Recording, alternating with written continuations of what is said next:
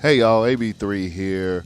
Before we get started with today's show, I just want to give you a couple of updates on the greatest hunting app that there is right now. Of course, I'm talking about the Onyx Hunt app. I have it. I don't go into the woods without it. Onyx Hunt, man, that application saved me so many times. I want to tell you about the wind and weather. We all know that plays a big part in what we do, how we decide to hunt, where we decide to hunt. And when you have the Onyx Hunt application, you can see hour by hour forecasts for wind speed and direction. Check it out for the next 8 days, any spot that you hunt on your map up to the next 8 days. That means you can plan ahead, kind of like how they said in the AT movie, plan ahead, amigo. You can do that when you got the Onyx Hunt app. Weather updates coming from 100,000 weather stations, refreshed every 15 minutes. Large, intuitive visuals make it easier for hunters to identify weather patterns, make those in-moment decisions, switch it up, kill those big deer, kill those big elk, get after those ducks and geese, making quick on-the-spot decisions, man, to help you be successful. Trim tracks, man. If you got the trim tracks, you can easily get to and from your stand. Sometimes you forget to turn your trim tracker off. Now with the trim tracks, you can trim those extra steps, get it down to a precise, direct route in and out of your hunt area. Onyx Hunt, know where you stand. Make sure if you don't have it for your Android or your iPhone, it is available. You can also use it on your browser. Web maps are available. Whatever you choose to use, just make sure you're using Onyx Hunt.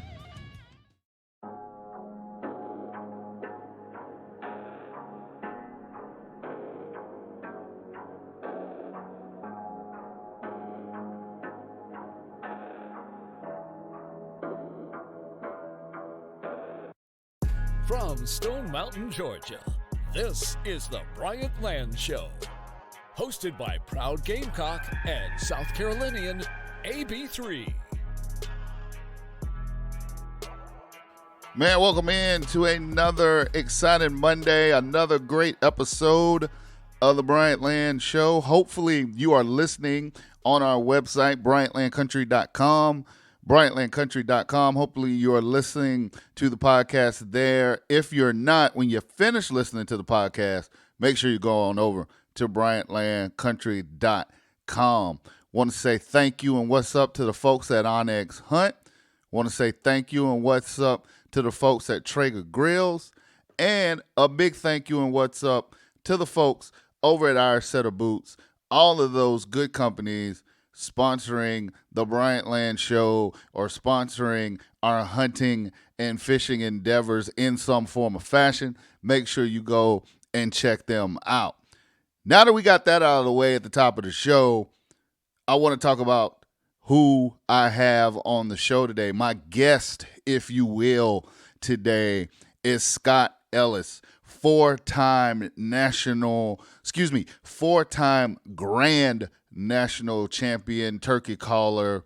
Scott came through earlier in the week, or should I say earlier last week. We had a great conversation talking turkeys, talking about duck hunting, deer hunting, life, everything that you can think of.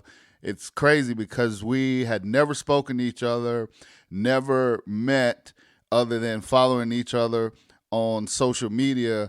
And man, we had a really awesome conversation. I couldn't wait to share this conversation with you guys. I think you're going to really enjoy it. You know, deer season here, at least here in Georgia where I hunt, is done, over, kaput. Wrap it up, get ready for next year, if you will. Small game hunting is going on, squirrel hunts and stuff like that. Had a big squirrel hunt out there with the Buckwild Hunting Club this past weekend. I wasn't able to attend, but shout out to the Buckwild Hunting Club, Corey Bryant, all the good folks over there doing wonderful things at the Buckwild Hunt Club. But if you're not into small game, then turkey hunting should be the next thing on your radar. Well, I'll say it like this. Small game hunting's going on right now. Conservation getting ready to kick off for like duck and geese. Those conservation hunts where you can just go out there. Well, I shouldn't say duck. I'm sorry. I don't want to misspeak. Getting ahead of myself. But conservation goose hunts getting ready to pop off. But today is all about turkeys, all about turkey season, like I said, with Scott Ellis. And apparently I'm excited because I'm just talking over myself and rambling. So what I'm going to do is back on up, move out the way, and let you guys listen to my conversation with Scott Ellis here on the Bryant Land Show. Bryant Land. I can honestly say that this is going to be a treat right here. 4-time Grand National Champion, multiple turkey slams under your belt, and just a all-around turkey killer. Scott Ellis, welcome to the Bryant Land Show, man. Thank you for taking the time, bro.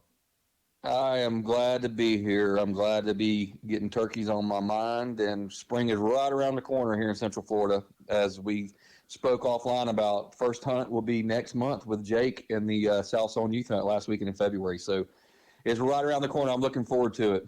That is bananas because, like, here in Georgia, and I think you guys have a pretty early and lengthy deer season down in Florida. It's like we started deer season like the second week in September. I know some people in South Carolina. I'm from South Carolina, born and raised, so I know people in South Carolina, and South Carolina starts in like mid-August. Yeah. I lived in Columbia for about 5 years, my friend. I was in the Army at Jackson at Fort Jackson. Absolutely. I killed my first Eastern turkey on Fort Jackson in 1995 when I got back from Korea. Yeah, but sorry to get sidetracked you there, but no, but that's bananas because so turkey season 95, let's see, I was still in high school, and then I was a freshman at Carolina the fall of 95. That's that's I was there. Fun. We were there at the same time. Wow. But no, my point was it's like you have a long deer season, and deer hunting has become my thing the last couple of years, and it's like finally we get to January and you kind of decompressing. But the other night I'm looking at my turkey calls, and I'm like, well, shit, turkey season's going to be here pretty soon. And if I'm going to get any better at turkey hunting, being a late onset adult hunter, I got to go ahead and get started. So, but like you said, the youth season, late February in Central Florida or in Southern Florida, South Florida, yeah. Wow. They're already gobbling here. We've had a relatively chilly winter for us. We haven't had this many cool temps consecutively in years, and I think it's got them a little bit they're gobbling a little less than they normally would be right now, but they are already gobbling. Matter of fact, where we're going to be hunting, my buddy said, they were hammering the other morning. It was about 55 degrees, and they were choking themselves, gobbling their brains out. But jeez. Absolutely. It's super exciting time for the year for us down here with it kicking off so early. That's about the only thing good about Florida is the early turkey seasons, because I'm born and raised here, and I don't care much for the state, to be honest with you, but there is that. So wow. Well, I mean, I like when I used to travel with the Bucks, when I traveled with those guys with the NBA team, I was directing their telecast. I did, being the Southerner, because most of the people on our crew was born and raised in Wisconsin. Me being the true Southerner that I am, I always look forward to our trips to Orlando and Miami. Matter of fact, real quick, funny story, you'll appreciate this. We went to to Orlando, and we had a couple extra days off before the team played the Magic. And I talked to the team security guy because, like, everybody always brings their golf clubs. So I talked to the security guy and I said, hey, can I bring my bow? Like, is there any difference, like, seeing that we're on the charter or whatever? Is there anything, like, different that I need to do or whatever? He was like, well, no, if it's just a bow, he said, like, if it was a firearm, that'd be different. But if it's just a bow, he's just like, Just let me know what case is in. I'll take care of you. I was like, cool. I said, because I want to go hog hunting. And if I kill a hog, okay. I'll definitely hook you up with some chops. He was like, bet. So we get there. We get to Orlando. I forgot where we were coming from, but we got in late. And the equipment guys were pulling off, because they put everybody's bags and equipment together, and then they separate it when we get to the hotel. So they're out there, unloading everybody's equipment and whatnot. And my bow case comes up, and one of the equipment guys, he was like, is this what I think? I was like, yeah, it's mine right here. I got it. And so I grab my bow case, take it up to my room. We do the game or whatever. Team goes back to Milwaukee. I stay in Orlando. I kill 2 hogs, drive back to Georgia to get them processed, and then gave the security officer like 3 packs of pork chops, and everybody was happy. So wow, that's a good story, man. That's awesome. So I always look forward to going to coming down to Florida, but I can understand, like you said, born and raised. After a while, things start changing, and it's not quite the same like how it was when you grew up. And sometimes you're kind of like, I don't know about this place anymore. Well, the biggest thing is I was in the Army for 6 years, and everywhere I lived outside when I left the state had 4 seasons. So for the 6 years I was in, and then about a year I lived in South Carolina after I got out. I lived in the Eastover. I got to experience Korea, Fort Hood, Texas, and Fort Jackson. So there's my 3 duty stations, and got to experience 4 seasons. And it's just a real game changer for me to be able to go through the time. And the hunt is better everywhere, and there are places to hunt. Everywhere I've been, it's hard to find a place to hunt in Florida. You got to know people or have a lot of money to get an expensive lease. Yeah. Really, especially here in Central Florida. Up in North Florida, you can find paper company leases that are a little more affordable. But right here in Osceola land, in the heart of it, and down south, it's really, really hard. I mean, I'm talking leases $10,000 a year to be a member. Yeah, more than I've got in my pocketbook. So at any rate. Yep. Man. So now, before you became a certified turkey killer, I was doing my research, and it said you started hunting at 5, and you started with ducks and deer. What I want to know is, how did you not get sucked into ducks like lifetime? Because most duck hunters I know, they had like duck calls in their hands when they were, instead of like rattlers, they had duck calls. So like, how did you get out of that? Oh, I'm not out of duck hunting. Matter of fact, I was supposed to hunt last weekend. I had a buddy that was scouting some public water, but I don't really travel out of state to duck hunt. So to answer your question, I do still do it when I can, but just not as frequently. Mm-hmm. And quite honestly, the flyways have just been really strange. That's a whole nother podcast, but It's just been really bizarre down here. Florida used to be a high producer for the Atlantic flyway, and we have just not got the birds anymore. And then when you do find them, there's 80 million duck dynasters just riding around in their mud boats and their airboats chasing the ducks everywhere. It's crazy. So it's got to the point where we just, I'd like to go out west and do some stuff in the Mississippi Delta, Louisiana, Arkansas, and I just never got around to doing it. But so to answer your question, no, I love calling. I learned to call ducks before I learned to call turkeys, believe it or not. Man, and see, it's always funny to me when I hear people say about the duck dynasters, because I got the duck dynasty late. I was a swamp people guy, so I loved watching swamp people. And then a buddy of mine was like, "You really should watch Duck Dynasty," and I was just like, I wasn't interested. And then when I finally started watching it and laughing and seeing, what it was all about, it's always funny because people be like, well, the damn Duck Dynasty hunters are ruining duck hunting. Oh, yeah. And I'm like, but the TV show, they probably, like, if you watch the TV show, they probably hunted 5% of the time, and then the rest of the time it was just shenanigans. Like, oh, yeah, no doubt. But it did inspire masses, my friend. I can tell you that. It just really did. And it was great for the duck call and the ammunition and the whole duck hunting industry. It was great for it. It was great for them. It was not good for the public water duck hunter, though. That's all I can tell you. Yeah, So it is I missed that wave because I came, like I said, I got to Duck Dynasty late, and then by the time I became interested in duck and goose hunting, that show was on its way out. But I would, like, the people that I would go with, or like if I would go, like with a guide or whatever, I would hear like a lot of people that I shared like blinds or whatever with, just like, oh, these daggum so and so Duck Dynasty hunters, especially on public water, and coming in with their fishing, with their bass boats with red paint, flaring everything. and they sound like they're calling with a kazoo out there. Yeah, that's what we call it. Yeah, sound like a duck with a sick duck, or however you want to analogy you want to use. But yeah, that was funny. Now it is tough. And so you started when you were 5, which, like I said, that's amazing. And then so that was with your dad, right?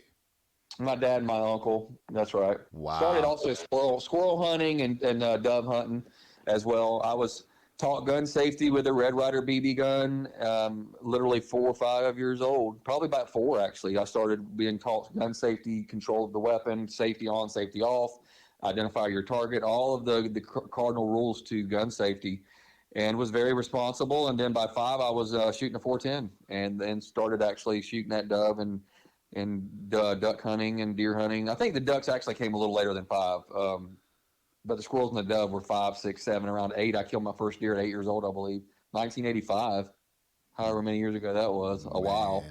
Yeah. So, and then about 12 or 10 or 12 is when I went on a fall turkey hunt with a gentleman, unfortunately, that I've lost contact with. I don't even know if he's still alive, but you don't associate, most turkey hunters associate turkey hunting with just spring gobbler hunting, and there's nothing wrong with it, but fall hunting is a lot of fun and can be a lot of fun too. But that was the first time I was introduced to turkeys, and I'll never forget him putting that mouth call in his mouth and running a call. And I remember thinking, my gosh, this is the most amazing sound making instrument I've ever heard in my life. Now, look, in retrospect, he was probably about a skosh below average on a mouth call.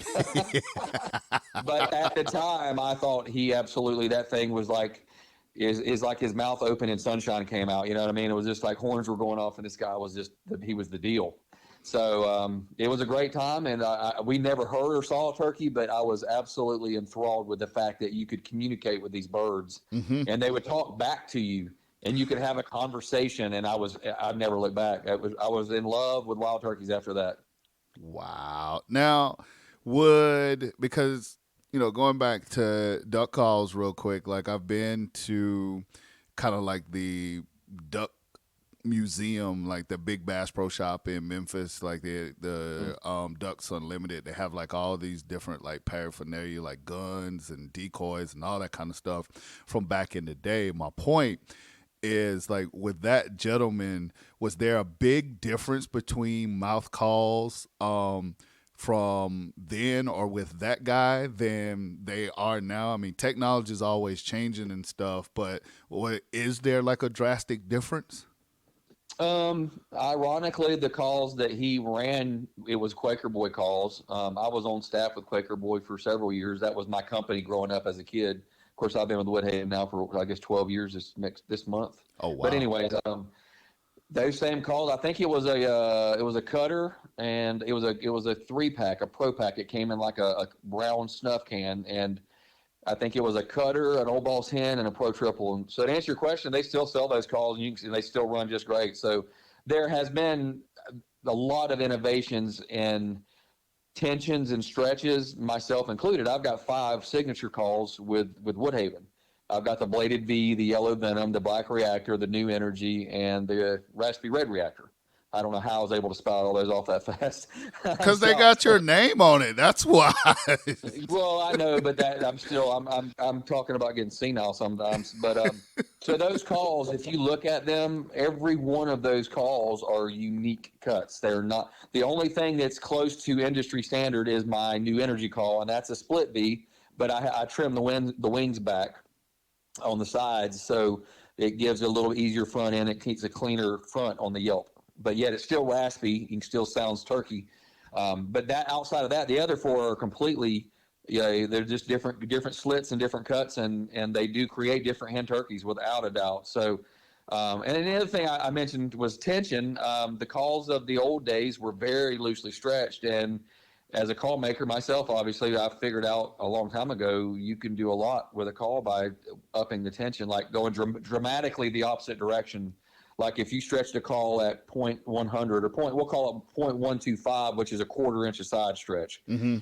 I can double that. Like some of my signature calls are like 0.250. They're a half inch of side stretch, and you have to do that to identify what the factors are. You go from 100 to 300, and then you bounce around in between there, and then you tinker, and then you can find a lot different hen turkey and a lot easier usership, if you will, a user friendly call by adjusting tension on the back and the sides actually. So you just have to do some tinkering, and I think there's the latex. I don't think is as good as it once was. I will say that. I don't think the latex has now got fillers in it, and it does not last as long, and it does not have the same resonance that it once had. But outside of that, that was a really long answer to a simple question. But yeah, there's been some innovations in design and in craftsmanship, I think. But at the end of the day, I think materials suffer a little bit from what they used to be. Is it more because, do you think, because of the mass production, or just the material itself, or it's just the latex? Yeah, I don't know if the rubber prices are so expensive that they can't get. Because I mean, you're thinking, if you think about it like this, like TheraBand, you know, the TheraBand that you use to do your resistance training and stuff with. Okay, that's the same thing that you know, except it's in giant rolls, and then it's going to be thinner. There is a TheraBand that's like 4/1000 that works pretty good, but ultimately it's in big strips like that. But it's actually in a sheet like a bed sheet, and then they cut it. It's extruded and then ran over a roller, and then it's cooled down, and then they slice it and dice it and make it little squares. And my point is, whoever's manufacturing it, I don't know if it's production costs they're trying to get down to maintain pricing, but there are fillers in the rubber. It's not 100% latex rubber. And the reason why I know this is because I was in the plastics industry for 10 years, and I can just tell you that we use calcium as a filler to add weight to the pots that would inevitably cause the pots to crack in time. It would dry out and crack because it wasn't pure virgin material. So that's what I'm seeing a lot. I'm seeing calls dry rotting and just They lose their elasticity in no time. So I don't know.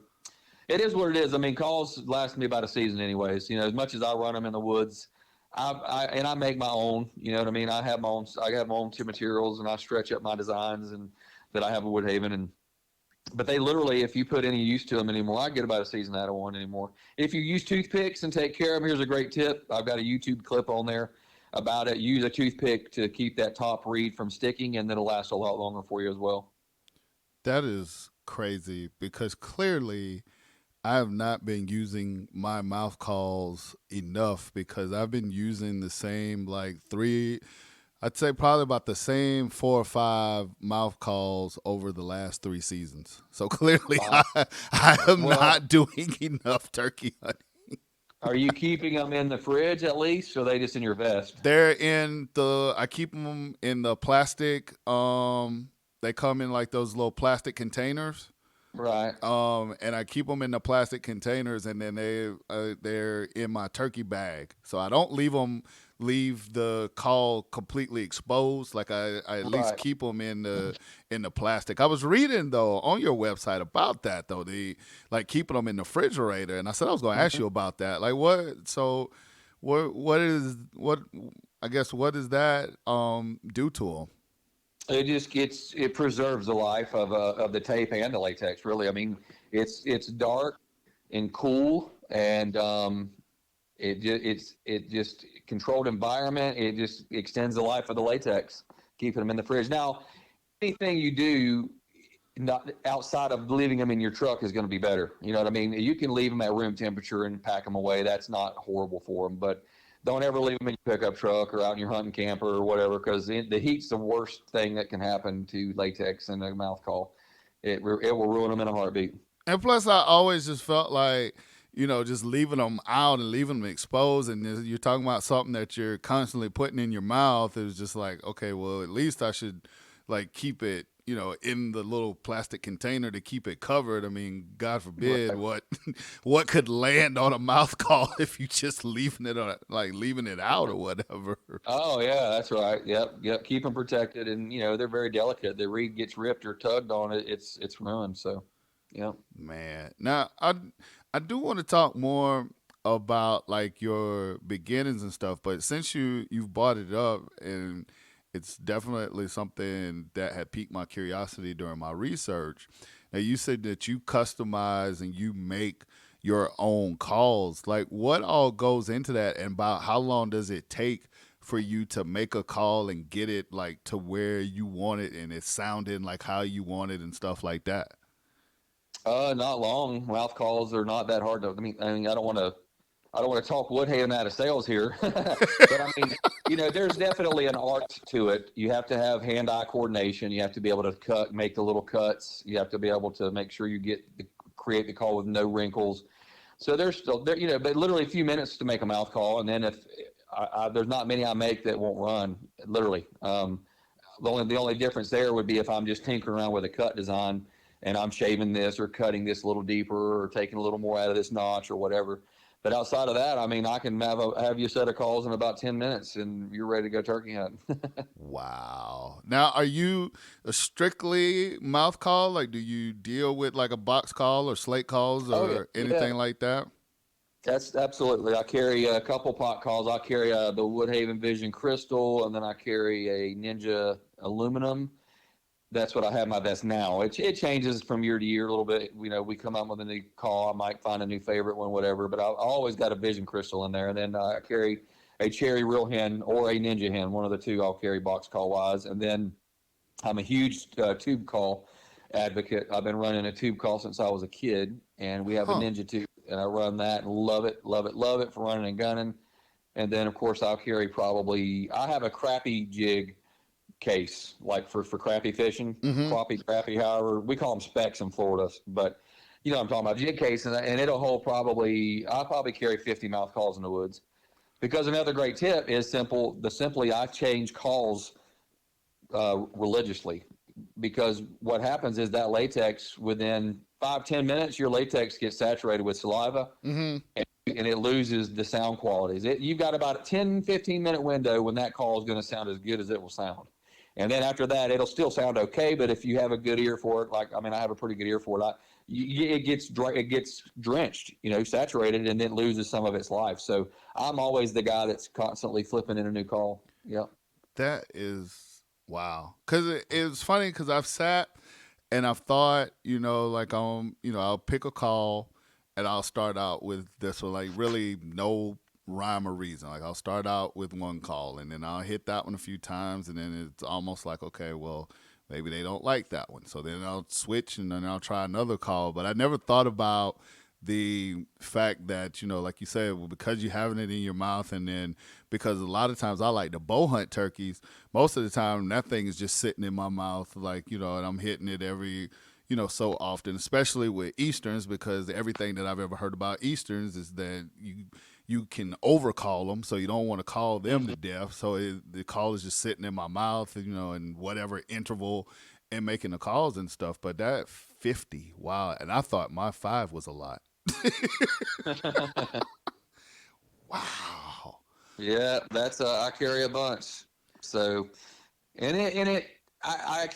can get into a much more deeper conversation about becoming a better caller. But I can take one particular mouth call and probably sound like 4 distinctively different hens, distinctively different. And but a lot of people will carry 6 or 8 different models. They can't do that, so they'll carry a split V and then a ghost cut and then maybe a cutter style call or a combo, just so they can sound like a different hen. So there's 2 different angles that. And when I do it is I carry different cuts and designs as well, so I can sound like about 400 different hens out of my one call box. So there you go. I got that going for me.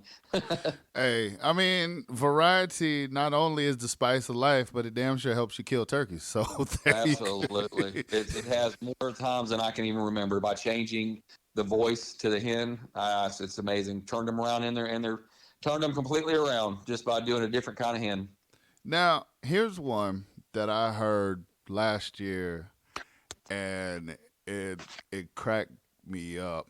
I believe I believe it was the host of the Strutcast podcast. And God, his the guy that hosts that podcast, his name escapes me right now, but it was, I think I've been on that one too, but I'm not. I've been on. No offense, I've been on quite a few of these that I don't no, remember. I know after a while they kind of run together, but I was listening to that podcast and he said, turkey. It cracked me up. He said turkeys were made to be shot in the face. Are you Locke Wheeler? That's his name. That's the guy that hosted that podcast. I don't have it on that one. Wheeler? Locke. I can't remember. But at any rate. But yeah, I remember him saying, he was like, turkeys were made to be shot in the face. That's funny. Gun hunter, bow hunter, or both when it comes to turkeys? Yeah.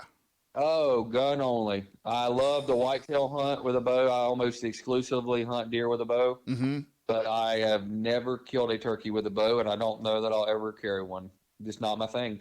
I like smelling gunpowder, and I like watching them flop. That's all I can tell you. And they don't do that generally with a bow shot. They're going to run off, and unless you spine them. But no, I've always tell people till this day, like I said, like I told you when we were talking offline, I am a late onset adult hunter. I started hunting when I was 38. My absolute greatest accomplishment so far is killing a turkey with a bow. And you are right. They don't flop. As a matter of fact, I thought the turkey got away until I went back and looked at it. And I was out in Nebraska, and the turkey, they were coming down. First of all, I figured out that I probably will like hunting Miriams and Rios better than Easterns and Osceolas, just because I can sit there and wail on that call, sound terrible, and they will still respond, because you can't tell me that I sound good, especially at that time.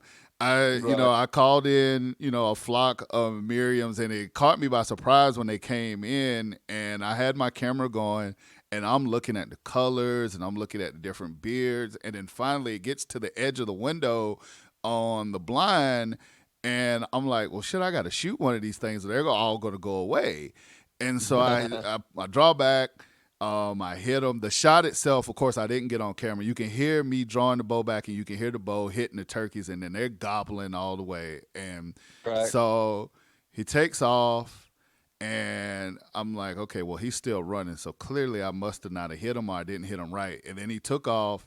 He flew and then crashed underneath a cedar tree. Now, I'm all in my head thinking, like, I blew it.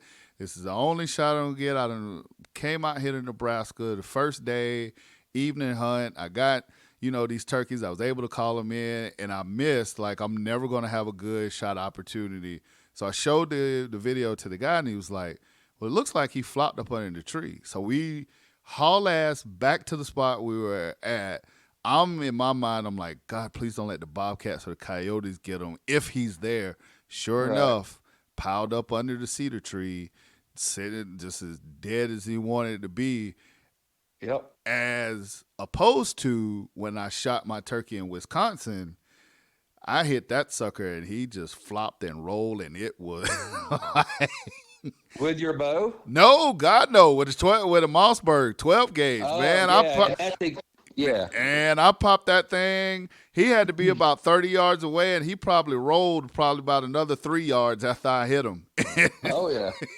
I was exactly what you experienced with the bow thing is why it just doesn't do anything for me to shoot one with the bow. I like to see them flop and smell the gunpowder and feel the gun kick, and But now my whitetail hunting, I rarely carry a rifle. I love getting above a whitetail in a stand or even on the ground for that matter. But I love it. But I just don't care nothing about doing it with turkeys. Now, will you blind hunt turkeys, or are you just all run and gun? Oh no, I'll set up, but when you say blinds, I don't use a pop up blind. I'm not a fan at all of a pop up blind, but I'll make a natural a bush blind. I'll cut some limbs or something, and just to cover up a little movement. Yep.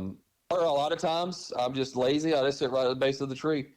I mean, I've killed I don't know how many turkeys I've killed in my lifetime, a lot, but I know I probably killed 90% of them just sitting at the base of a tree. Yeah, Wow. sitting at the base of a tree. Now, do you not being a fan of the pop up blind, is it because it just limits you to that one area, or like what? Oh, absolutely. Yeah, just you're confined, you're locked in. The sound's a pain to get out, and to get it directional, you have to lean out the window. Mm-hmm. Um, it's muffling as well. There's nothing about it that I like. I mean, I don't like any part of them. The only thing I've ever done, I killed one turkey in a pop up blind in Kansas Mm-hmm. in the middle of a snowstorm and sleet. So that's why we popped it up to protect the camera. Yep. Years so you could film. It's on my show on HuntQuest actually, but it's the Kansas hunt from 2 years ago, and it worked out in that situation. But and then there's always the angle that people talk about with kids, but my take is there's nothing wrong with it to get them in the woods if they think they might like it a little bit. But once that you realize they do like it, I immediately would say transition them to learning how to hunt and being still and being a little bit patient. Like Jake, my son, has never killed anything in a pop-up blind. Nothing. He's killed, one Grand Slam, and I think he's killed 25 or 30 turkeys already, and he's 14. Jesus. Yeah. And I taught him at the young, from day one at 5, 6 years old. He killed his first gobbler at 6. I would just set him between my legs. And here's the thing: when they get bored, if you're not working a turkey, actively working one, and you're just kind of blind calling. When I say blind calling, just set up and calling to to nothing, but you're trolling. Then to get up and walk and point out woodpeckers and deer and hogs, and then sit back down, and then more importantly, give them a box call and take 5 minutes with them and teach them how easy it is to make a yelp on a box call, and then let them engage in the hunt the entire time.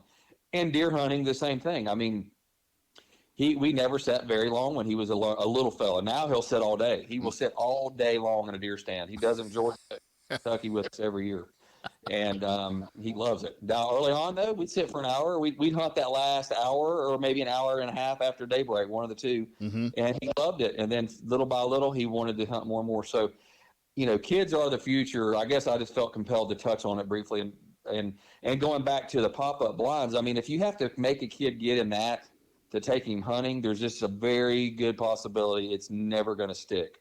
They're just doing it because they can play with their iPad while they're in the blind, and they can move around and they won't bust anything, and that's great. But in my opinion, that gene was not coming out, the hunter gene, if they truly get a thrill out of sitting in a pop-up blind, a deer or turkey hunt. Quite honestly, I think you get them out in the woods and get them engaged, you'll see real quick whether they're going to end up being a hunter. But I'm not knocking it, and to the point of at least trying to get them out to start with. So there you go. No, sure. I mean, there's definitely some. I think there's a lot of validity to that. Like when I first started with my son and breaking him out and stuff, we would sit in the blind a lot. Deer hunting and whatnot, and we'd see deer. We'd see. My biggest thing, because he really didn't have, he didn't really show any interest as far as like picking up like a gun or anything like that. Like he liked to shoot his bow, and I would let him bring his bow and stuff like that. But he really enjoyed running the camera. So cool. like being in the blind and stuff, and even when we weren't shooting like deer or anything like that, he'd sit there and he'd film squirrels or film like the little bluebirds or redbirds or whatever, like coming in and out or whatnot. If you see something, on the like woodpeckers or whatever, like he enjoyed basically the filming aspect of it. But I totally see what you're saying. Like the more engaged and the more that you can get them even if it's just like learning how to blow like a grunt call, or like you said, working the turkey box call to be more engaged than just sitting there on your phone or, Mm-hmm. dozing off waiting for something to happen. So Right. no, Yep. I totally get that. So, all right, so I'm gonna back up because one of the other things that you've done that I think is pretty freaking awesome, you started calling competitively at 17. And I know there's different schools of thoughts of competitive turkey call. Like I've seen people that are like, well, none of my judges are alive to, all my judges are dead, Yeah, and like all blonde, all right, blonde. right, all of that, like all of that BS. Yeah. Dude, 17, you started calling competitively. And then, like I said, 4 grand national champions. How did you go from, okay, I really love turkeys and I really love turkey hunting at 10 to, you know what, I'm going to call competitively and I'm going to dominate and get really good at it? Right.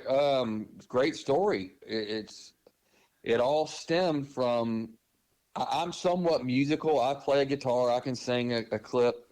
Um, uh, it's always easier to me for somebody that has the ability to identify rhythm and tone than a guy that's tone deaf, obviously.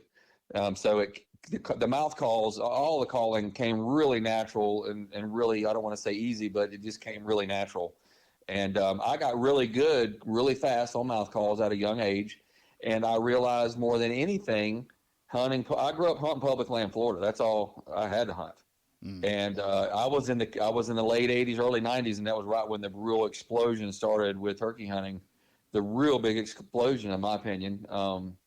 And the more I got out in the public land and was, I guess, want to lack a better terminology, competing with other hunters.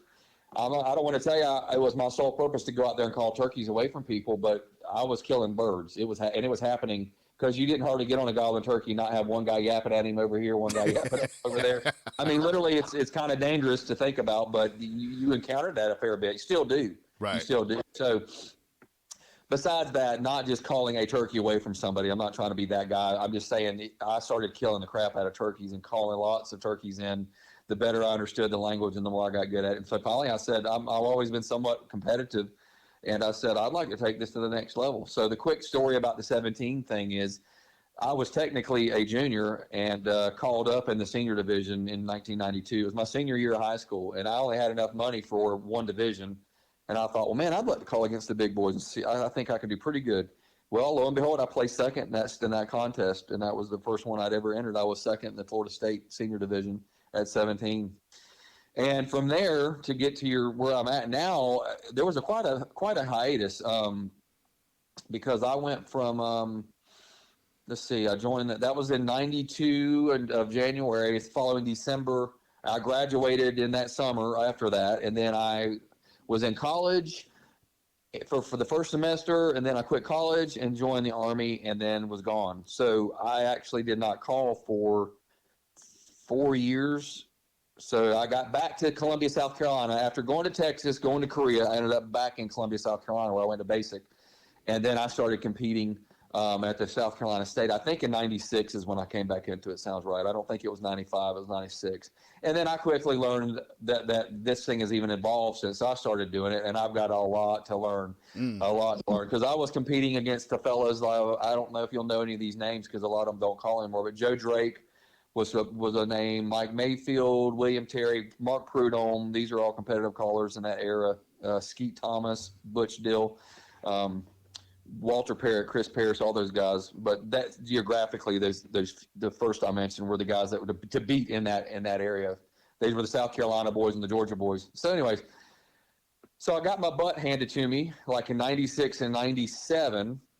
Thought I had it figured out. Might have been going the right direction, and I said I got to figure this out. I got to probably start building my own calls, and that was the next level I'll get to here in just a second. But because store ball calls you're just only going to get you so far. That's you got to at some point, as good as our Woodhavens are, at some point you want to maximize your abilities with the call, and that necessarily doesn't mean you may find the magic call that fits you, that makes you can call really good with it, but to really tweak your efforts and to tweak your abilities, you need to start tinkering and building your own stuff. So that said, fast forward, I moved home after the Army. I moved back to Florida in 99 and called in 2000 and placed third in the Florida State in 2000. And then from there, I started calling a little bit more. I was placing. I won my first Florida State in 04, I think.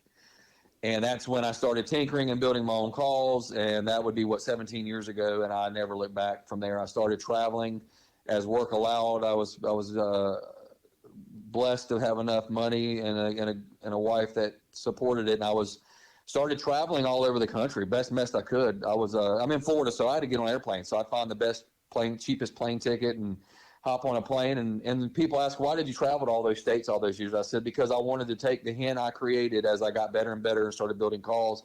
I wanted to take my hen to judges' ears all over the place. So I know when we got to Grand Nationals in Nashville that there's going to be a very diverse panel. There are going to be guys from Tennessee and Georgia and South Carolina. There's no telling. So I knew traveling around hitting judges in different states all across the nation that this sound of the hen that I was hearing in my head that I was trying to emulate would be a scoreable hen voice. And that's when I started winning, because I've won probably 80 titles across the nation. That's gobbling, friction, owl hooting. I've just literally 80 to 100 titles, open divisions, blah, blah, blah. So when I was winning and kicking butt and taking names all across the country, I knew when it come down to Nashville, I should be where I needed to be from a judge's perspective and for my hen turkey.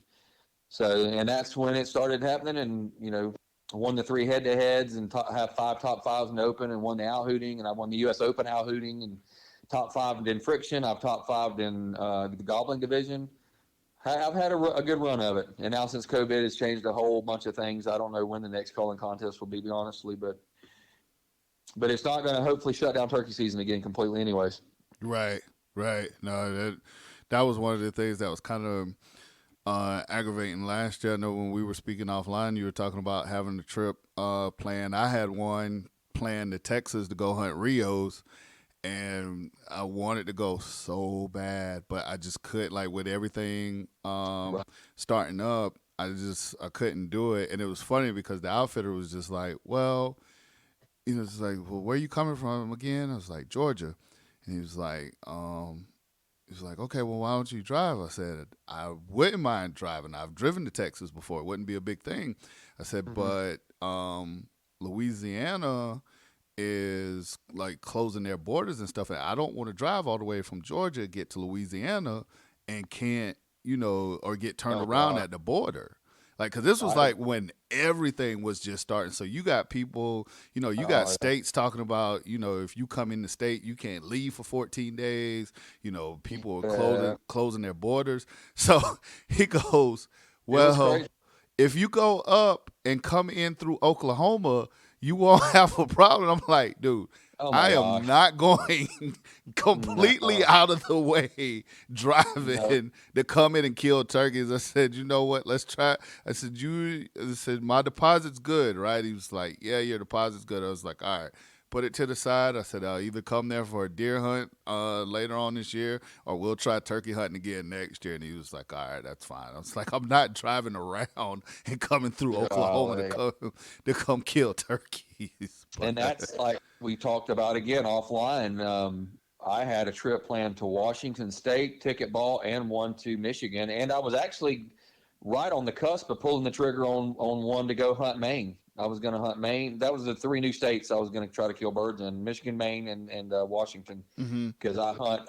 I basically am trying to get a super slam, as we discussed. I've got, I think, 24, 25 states knocked out. So with all this, changed everything, because I don't even know at this point what this turkey season is going to hold either, to be honest with you. Right.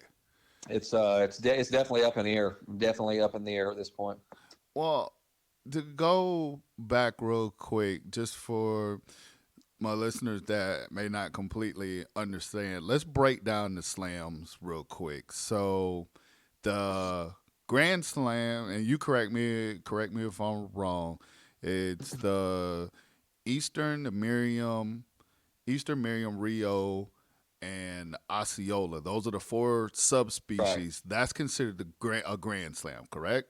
Correct. Yep. Okay. Now, when you say, and that's anywhere in North America, not just in the United States, right? Right, but there's only place that those birds are out of the continental U.S. would be Hawaii. New Zealand has turkeys. Okay. You know what I'm saying? Yeah. Okay. Outside of that, I think a black forest has turkeys in Europe or something. They introduced them, but anyways, yes. Okay. So you're good there. And then the Osceola is only in Florida. Correct. Okay. That's right. So if you kill all 4 of those, it's considered a grand slam. If you kill all 4 of those in a year, which a lot of people obviously have done, is that any more? Is that any more of a grand slam, or is it just? No, it's just a really awesome accomplishment. I've done it twice. I think 4 times.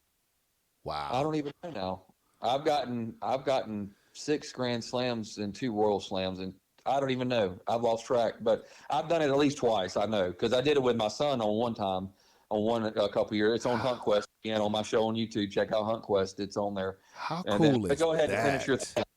No, but I was just saying, how cool is that to accomplish that? It's cool to do it in a year.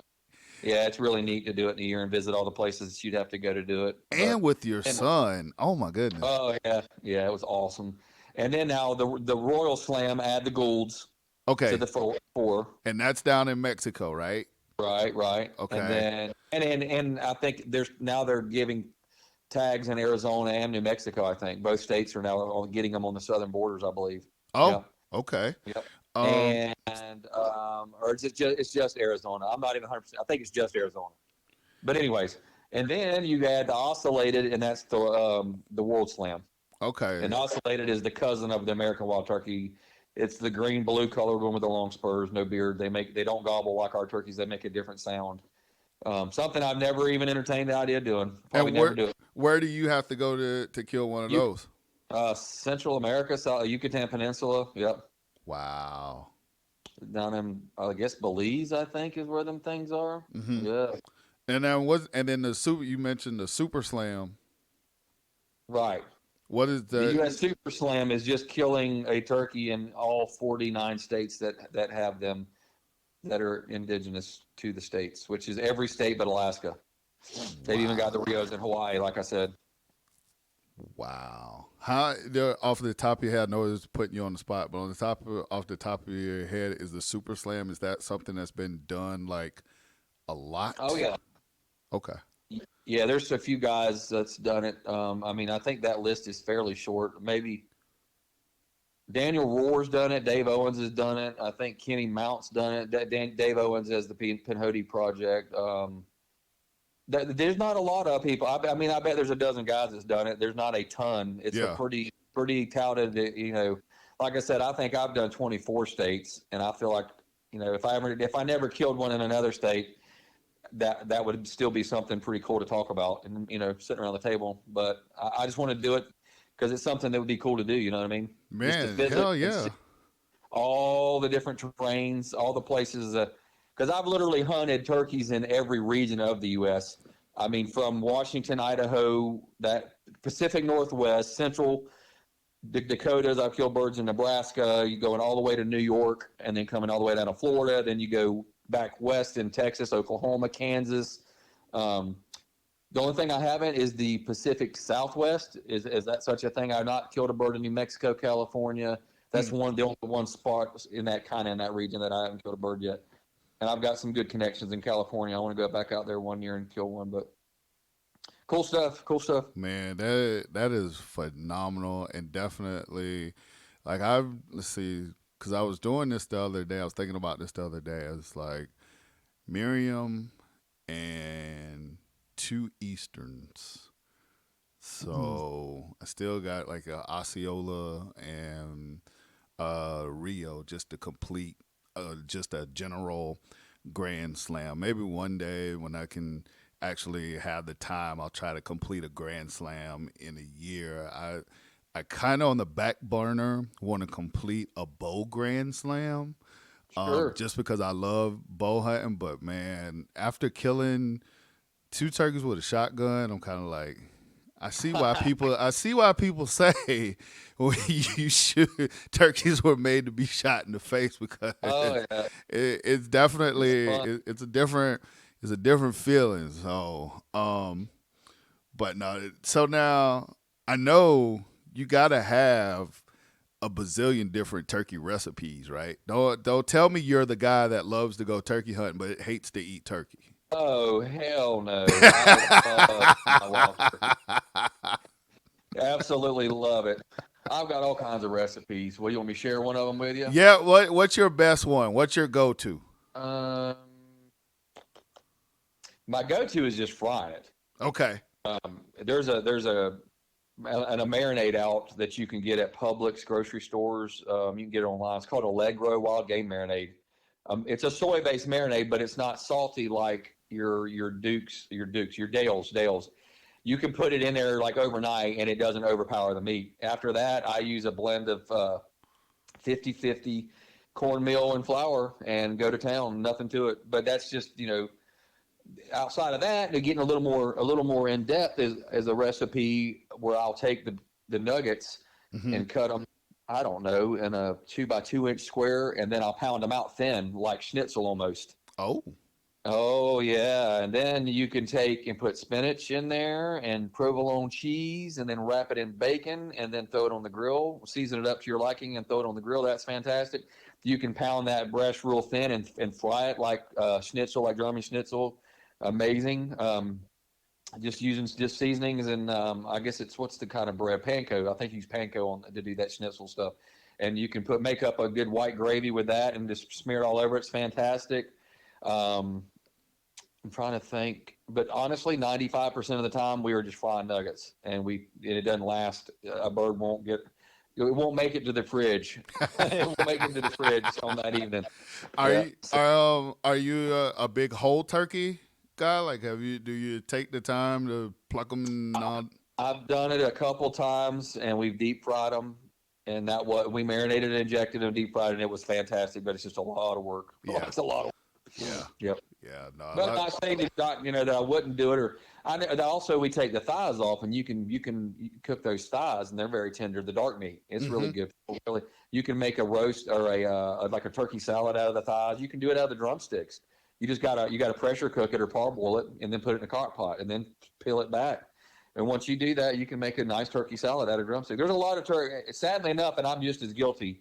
There's a lot of meat on a wild turkey that just gets tossed aside. I mean, it's really sad. Right, because the easiest thing is just to split them open, breast them out, and keep it moving. It's basically the same thing with any bird. I'm the same way with turkeys, geese, ducks, the whole thing. Like I did a couple of whole ducks last Christmas because that was just like once I kind of got into it and understood like everything you had to do, I was like, okay, this is not as hard as I thought.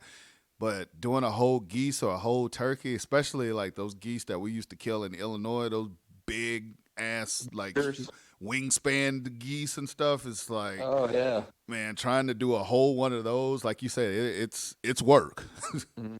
I think those are the greater candidates that you're talking about. You got the lesser and the greater. The graters are the giant ones. Yeah, those. Yep. Oh man! Now you talk about something that's fun to hit with a shotgun, because those things can be Teflon if you don't hit them right.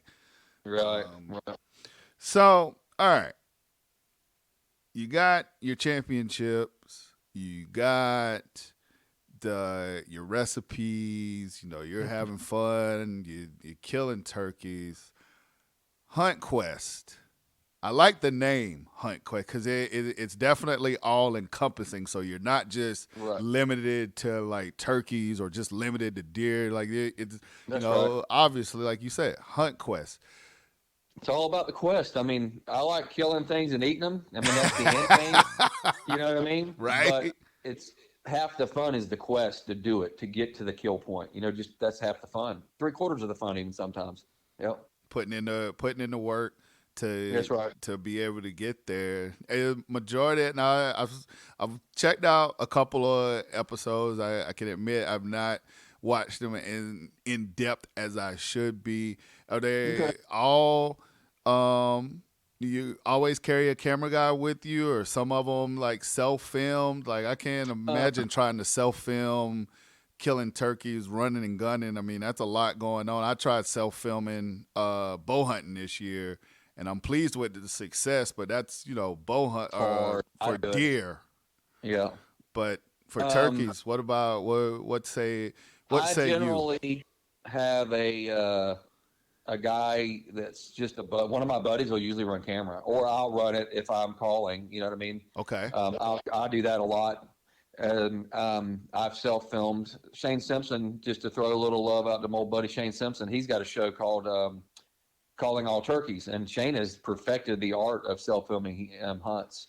And he gets some great footage of him, just him and his camera and his shotgun. It's pretty awesome how good he is at it. So I'm giving him some props. But turkeys generally, I mean, I've done it a little bit, but I generally hunt with buddies. Like 98% of the time, I'm hunting with somebody. It's always funner, sharing a turkey hunt with somebody. So that ends up meaning I'm filming them or they're filming me or vice versa. And so that's kind of the way we roll with my show on YouTube, HuntQuest on YouTube. Just to say so. And the first season is on the Mossy Oak Go app, but I have scaled back. I'm only using my own YouTube channel now. So. Nice. Promote.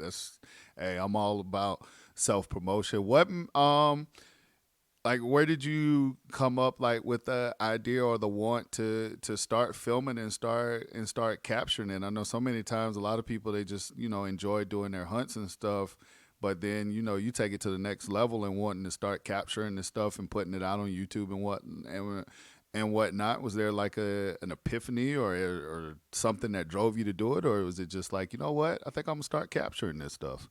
Yeah, that's basically, I mean, I was on some television shows early on, I mean, years ago in the mid 2000s on Pursuit, Sportsman. I'm trying to remember I can't even hardly remember. The NWTF has put me on a lot of shows on turkey. We used to be Turkey Call. I don't know if it's even on the air anymore, but yeah, I mean, I was just involved with being filmed and, I don't know. That's a great question. I know there was no epiphany. I go, well, you know what? This is fun. I like sharing. I would not mind sharing with the masses the adventure that is turkey hunting, and why I love it so much. And that's kind of where I went with it. Just one day I started with a decent entry level camera and then worked my way up. And now I'm using not a high end camera. It's just a 1080i. It's a Canon XA11 and a Canon XA20. That's the two Canons I'm running. Yep. I haven't gone to 4K yet, but they do just fine. Yep. That's it's funny because I got one of the older XA25s that I used to take with me to shoot like scenics and stuff, and I started filming, like I said, deer hunts. I got a couple of doe kills and a very interesting miss that I was able to record this year. But I love the Canons, the XA11s, the XA25s, the XA20s. They're all basically the same camera with a few Right. with a few Chip yeah, there are a few chip differences, a few feature differences or whatever, but easy to use, like just great in the woods. I definitely rocks with those. So before I get ready to get you out of here, there's two things. Thing number one, if you're listening to our podcast, you're listening to the podcast today, and you say, "Dang it, I think just by listening to these two guys talking about turkey hunting, I want to try turkey hunting." What do you recommend somebody brand spanking new going out turkey hunting?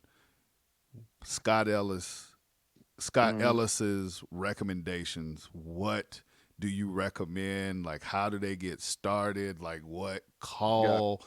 Like, you know what I'm saying? Like, what basically entry level turkey hunting 101. What would you recommend?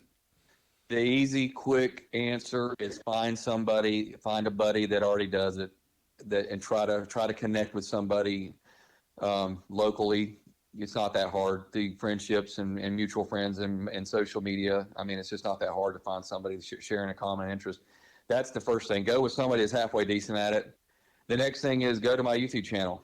There's so many instructionals and so many things on my YouTube channel about turkey hunting and teaching turkey hunting and learning to call and how to call the birds, how to set up on birds.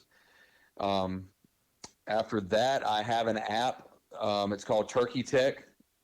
I don't know if you were aware of this. It's called Turkey Tech with Scott Ellis. It's on Google Play and the App Store, and it is a comprehensive, in-depth look at hunting situations.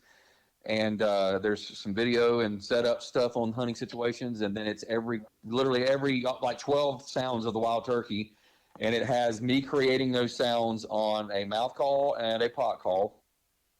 More importantly, it's got wild turkey audio of a turkey doing it. And then it has written tips about what the call is, when you should use it, just written words, that you can dig into and kind of understand a little bit more. And there's also a recorder built into the app that you can access your microphone, and you can record your sounds, your calling, and run it against the turkeys and run it against me. Really awesome. That is pretty cool.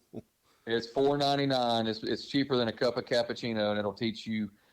Literally, you could take this app and roll with this thing and spend a week with it and go out and halfway know. You wouldn't be lost in the woods. You know what I mean? Right. You would not be lost in the woods trying to kind of work your way through how to kill a turkey. It's pretty good. I'm pretty proud of it. Man. Oh, man, I messed myself up there for a second. No, but what I was saying wow. To be able to have that right there to kind of like gauge, how well you're doing and stuff like that, man, technology is amazing. It really is, because we had record players when we were kids. I mean, legit. I had a cassette tape and a record player. Wow. You forget. We're only 3 years. I'm 46. You're 43. So you don't remember those days? The cassettes, definitely. I remember. Oh yeah. I remember the cassettes, the Walkman. Hell, I remember when I got a CD player. That was like you living on the big side of town. If you got a CD player or a CD, a Discman. Oh man. Oh boy. Yeah, that was big stuff. You were. Like you said, living on the high side of town. Yeah, he was living on the big side of town, like what Ric Flair used to say, living in a big house in the big side of town. Yeah. I don't think I ever owned one of those. I don't think I was ever able to have a Discman. I think I had a Walkman. Yeah, wow. Pretty cool. Yeah, funny how technology has afforded the tools out there to heck, you can get good at about anything you want to do now, thanks to social media and all of the tools that are available now, and all the different platforms it's right at your fingertips.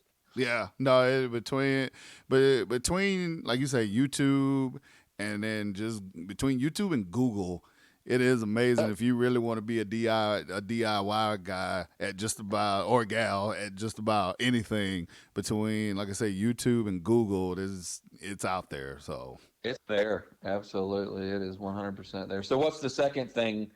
The one thing was that, how do I get started? What was the second thing? The second thing is I just wanted you to let everyone know where they can follow you, your YouTube page, like all that stuff. If they want to just do a deep dive into Scott Ellis, where can they go?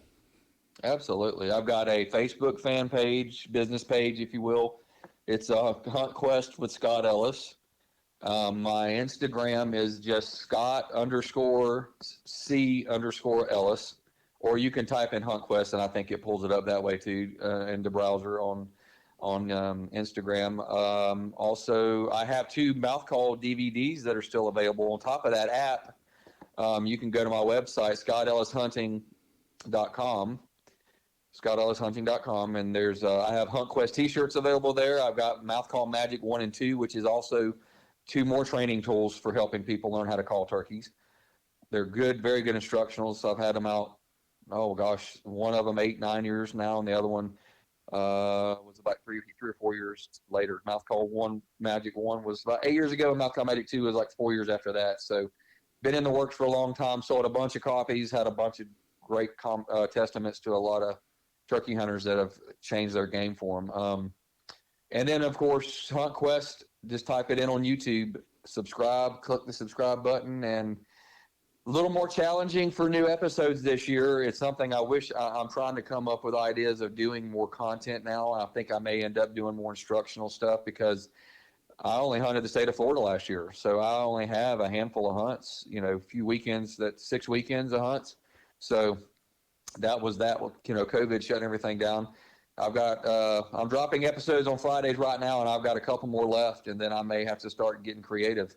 So if you got any content ideas, feel free to shoot me a message on Instagram or on Facebook and say, hey, do a video on this. I'd love to hear what your guys' thoughts are about what would be cool to do if you're not able, if I've ran out of content from last season, basically. So I wish I had the ability to hunt every day like some of my buddies that are doing more of a full-time gig at it, because the real deal at this media stuff and this YouTube channel is to keep that content rolling every 3 or 4 days. Yeah. And unfortunately, I work full time. I'm not blessed enough to be able to be in the hunting industry and live off of it. A lot of people think differently. So I guess that's something to throw out there. I work a regular job, so I don't have that ability to hunt like that. But I'm working on it, and I would love to hear ideas on any more content. Yeah, most people would be surprised how many of your favorite hunters are just regular old 9-to-5 Joes, just trying to make a living, so to feed their quote unquote hobby. Yep. They'd be surprised. Man, Scott, I really appreciate it. Like I said before, I wanted to talk to you. I admired you from afar. When I first came in contact, like I said, I was listening to that podcast, and I was listening to you talk about hunting turkeys, and then I seen like some of your videos and then follow you on Instagram. I was just like, wow, this dude is he is hell on turkeys. So I appreciate it. It's been an honor. I appreciate the conversation, and I've enjoyed it. Anytime, have me back anytime. I'll come every year. We'll talk more stuff sometime. Just let me know. Thank you once again to Scott Ellis taking the time to come through here on the Bryant Land Show. Really enjoy talking to him and learning more about turkey hunting. I'm still trying to get to a place now where I can be a better turkey hunter, and Scott is definitely a wealth of knowledge. We continued offline probably about another 30-45 minutes after we finished our interview, so really enjoy talking to him. Hope you guys were able to learn, pick up some stuff, and be able to get ready for turkey season coming up here pretty soon. Like I said, late February, for those of you that are trying to get your kids out, get the youth out, youth hunt, late February, and then March in a lot of places will be the time that turkey season kicks off. As for us here on the Bryant Land Show, we're going to move on out the way. Hope you have a great rest of your day. Enjoyed listening to this podcast. Make sure you hit us up on the Apple with the 5-star rating. Send us a review. If you got any feedback, anything that you want to share with us, please make sure that you do so. We're always open to feedback, even if it's not always such positive feedback. Still open to it, still like it, still want to hear from you. All right. Thank you again. We really appreciate y'all. Next week, we will have another wonderful episode of the Bryant Land Show. I did a lot of recordings last week, so I got guests lined up in the hopper. We just got to decide who's going to be next. Black History Month starts next week in February, so that'll be awesome. But make sure you come back right here next week for another episode of the Bryant Land Show. Have a great week, everyone. Catch you on the flip.